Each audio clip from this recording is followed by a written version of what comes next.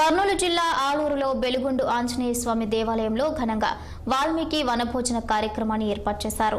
ఆంధ్రప్రదేశ్ బోయ వాల్మీకి హక్కుల సంఘం ఆధ్వర్యంలో ఏర్పాటు చేసిన వనభోజన కార్యక్రమానికి భక్తులు భారీ ఎత్తున తరలివచ్చారు.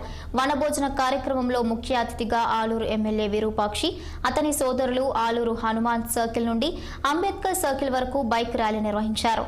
అనంతరం బిఆర్ అంబేద్కర్, వాల్మీకి మహర్షి విగ్రహాలకు పూలమాలలు వేసి నివాళులర్పించారు. వనభోజన కార్యక్రమంలో వాల్మీకులను ఎస్టీ జాబితాలో చేర్చేందుకు అందరూ ఐకమత్యంతో పోరాడాలని పిలుపునిచ్చారు.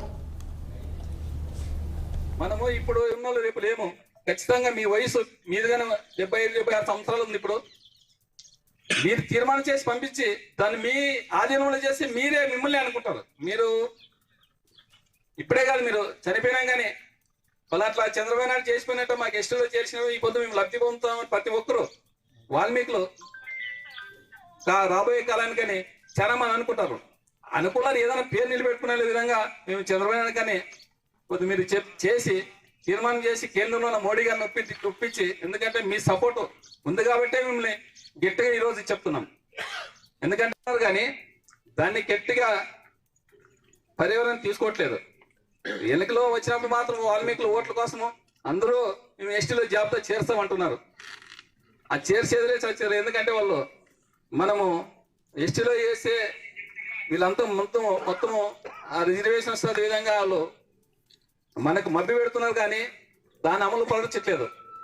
అమలు పరిస్తే ఖచ్చితంగా మనము, ఎందుకంటే మన కర్నూలు జిల్లా, అనంతపురం జిల్లాలో చాలా మంది ఉన్నాం మనం వాల్మీకులు. ముందుకొస్తారనే విధంగా వీళ్ళు చేస్తున్నారు. మీరు అలా లేకుండా, ఎందుకంటే మీరు ఇప్పుడు నరేంద్ర మోడీ గారికి ఒకటే చెప్తున్నా, ఆయన పెద్ద మనిషి, ఆయన వయసు అయిపోతుంది.